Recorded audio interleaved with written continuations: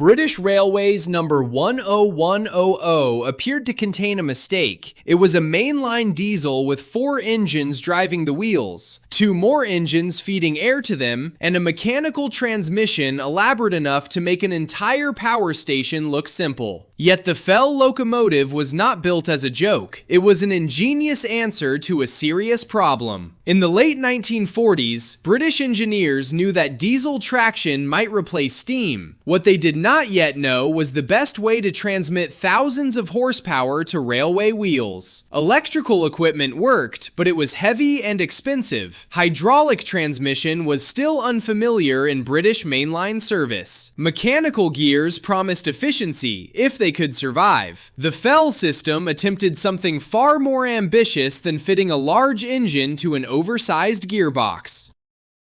It divided the required power among several compact engines, joined their outputs through hydraulic couplings and differentials, and sent the combined effort through gearing to the locomotive's coupled driving wheels. Its controlling question was seductive. Could a lighter, modular collection of engines deliver the power of one enormous diesel while avoiding the weight of a generator and traction motors? If one engine failed, the locomotive might even continue on the others. On paper, flexibility and economy appeared to reinforce each other. The idea came from Lieutenant Colonel Louis Frederick Rudston Fell. Development involved Fell Developments, Ricardo, Paxman, H.G. Ivatt, and British Railways. A contract for the prototype was concluded with the railway executive in 1948, and Derby Works turned the theory into a uniquely British machine numbered 10100. Its appearance reflected steam locomotive practice as much as the diesel future.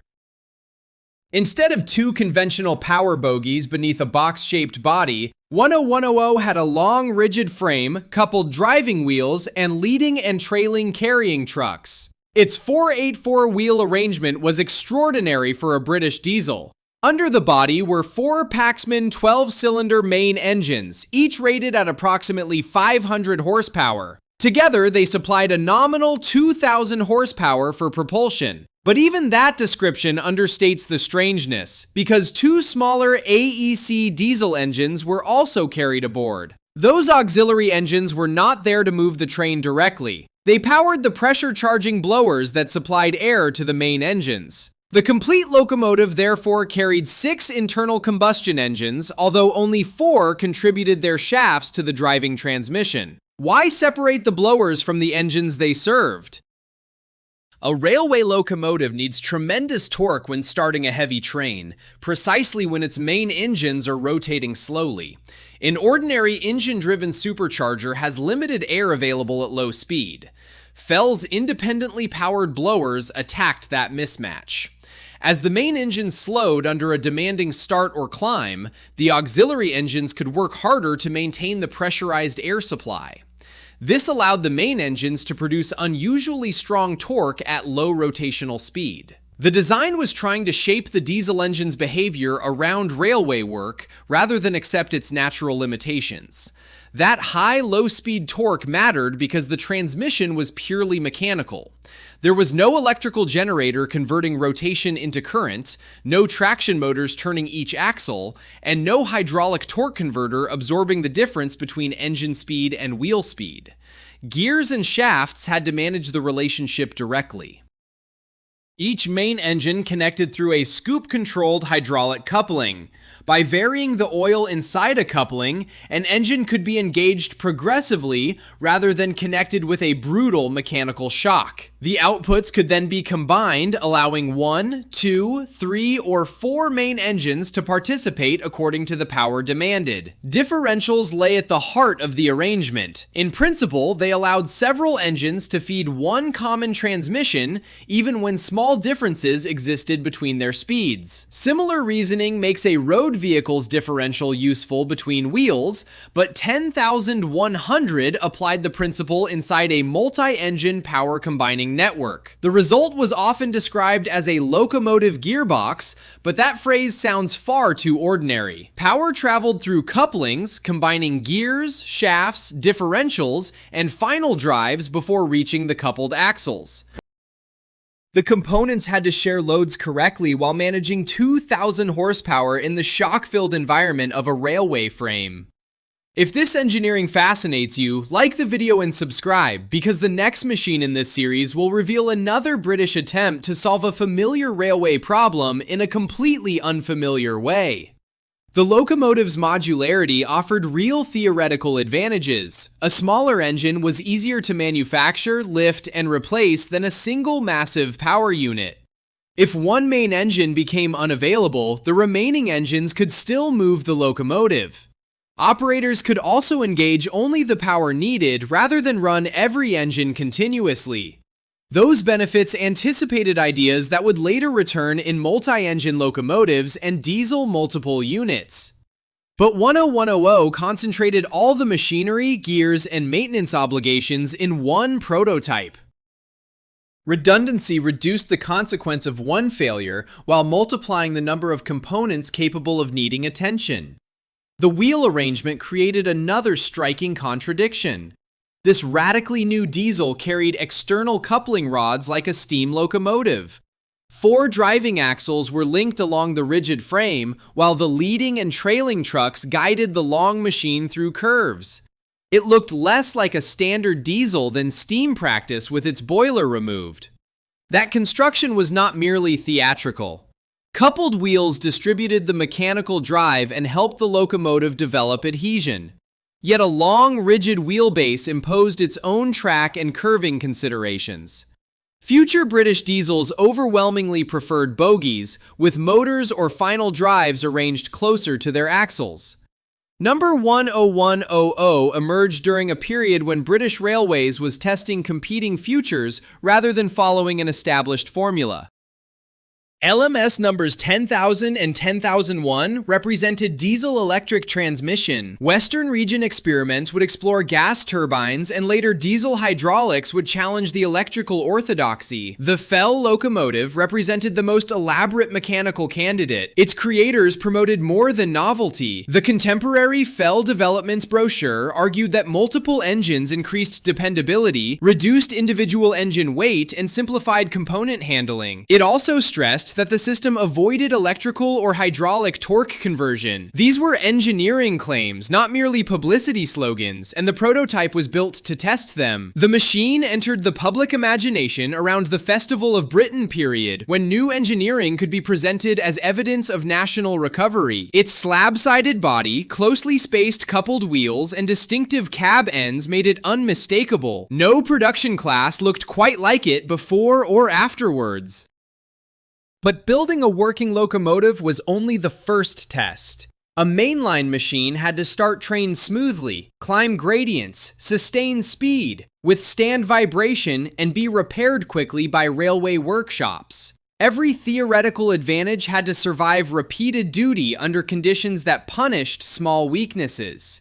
The Fell did demonstrate that its central principle could move substantial trains. It was not an inert exhibition machine, and it should not be dismissed simply because it remained unique. It worked on the London Midland region and accumulated genuine operating experience while engineers observed its unconventional transmission. Reports of its performance must be handled carefully. Later retellings often turn experimental locomotives into either secret triumphs or comic disasters. The surviving National Railway Museum archive catalog is more restrained. It identifies a dedicated volume of Fell Type 2D2 diesel mechanical test reports covering 1955 to 1959. That archival survival matters. It confirms that the locomotive was an instrumented engineering subject, not just an anecdote preserved by enthusiasts. However, a catalog entry does not justify inventing precise efficiencies or declaring it decisively superior. The evidence supports serious testing, while the production outcome supplies the larger verdict. The design's greatest strength and greatest weakness were the same thing. Combining 4 engines made power modular, but required a mechanism capable of combining 4 engines. Separate blower engines improved low-speed torque, but added 2 more engines, their controls, fuel systems, and maintenance needs. Mechanical transmission could avoid the weight of large electrical equipment, but it could not avoid transmitting every load physically. Gear teeth, bearings, shafts, and casings experienced fluctuating forces whenever the locomotive started, changed power, or responded to movement between the track and its long frame. In July 1952, that vulnerability became painfully real. A loose bolt entered the gear train and severely damaged the transmission. One small object had reached the locomotive's most intricate and essential system. Number 10100 was taken out of service, and its absence reportedly lasted for more than a year. The incident did not prove that every mechanical locomotive was impossible. It demonstrated something narrower and more damaging. This prototype's complexity created a concentrated repair risk. The very system intended to combine independent engines could immobilize the entire locomotive when its shared transmission suffered major damage. By the time 10100 returned, its competitive environment was changing. Diesel-electric builders could offer increasingly mature engines, generators, control equipment, and traction motors. Their locomotives might be heavy, but their transmission separated the diesel engine mechanically from the driven axles and avoided one enormous multi-path gearbox. That separation was immensely valuable. In a diesel-electric locomotive, the prime mover can operate within a suitable speed range, while electrical control adjusts the power delivered to the wheels. Individual traction motors also allow adhesion to be managed without long coupling rods or a single mechanically connected axle group. The FEL system tried to obtain similar flexibility using couplings, differential action, and separately controlled engines. It was clever because it attacked the same underlying requirements by another route. It lost because cleverness alone could not make that route cheaper, simpler, or easier to standardize than the improving alternative. The midpoint of the story is therefore not the gearbox failure. It is the moment when the question changes. We no longer need to ask whether 6 engines and a mechanical transmission could move a mainline train. They could. The decisive question is whether doing so created a better railway system. A production fleet would have required trained maintainers, spare gears, couplings, specialized knowledge, and reliable suppliers for several different engine types. Crews and depots would have needed confidence in machinery unlike either steam locomotives or emerging diesel electrics. One experimental locomotive could demonstrate an idea, but it could not create those economies by itself. Standardization also rewards the design that attracts further development. Every new diesel-electric order strengthened the supply chain, experience, and workshop familiarity behind electrical transmission. The FEL remained alone, so every year of progress elsewhere made its special equipment harder to justify. An improved FEL locomotive was considered, and the underlying idea did not disappear immediately. Later proposals explored revised multi-engine applications, yet British Railways did not order a successor to 10100. A prototype intended to reveal a new family instead became the sole full-sized example of its system. That absence is sometimes treated as proof that 10100 was useless. It is more revealing to call it an evolutionary branch that failed to secure institutional support. Experimental engineering can succeed at its immediate task and still lose when maintenance, production, standardization, and future development are counted. The locomotive continued working after its major repair, which complicates any easy disaster narrative. It was not condemned immediately after the gearbox damage. Its later service suggests that engineers could restore the machine and operate it, even if that achievement did not rescue the commercial argument for replication. Then, on October 16, 1958, another incident ended its career. The steam heating boiler caught fire near Manchester. This boiler existed to heat passenger coaches, not to power the locomotive. But a fire in auxiliary equipment was sufficient to send the unique machine back to Derby. The ending was almost mundane compared with the transmission that made 10,100 famous. Its revolutionary gear system was not the component involved in the final reported fire. Yet once a lone experimental locomotive returned to its works in 1958, the incentive to fund another major repair was weak. British Railways was approaching the mass dieselization years of the modernization plan. The organization needed fleets, common parts, and predictable availability. A one-off locomotive with 4 main engines, 2 blower engines, and an exceptional transmission represented the opposite of that requirement, whatever ingenuity its design embodied. At Derby, number 10100 was gradually stripped of useful parts. It was scrapped in July 1960.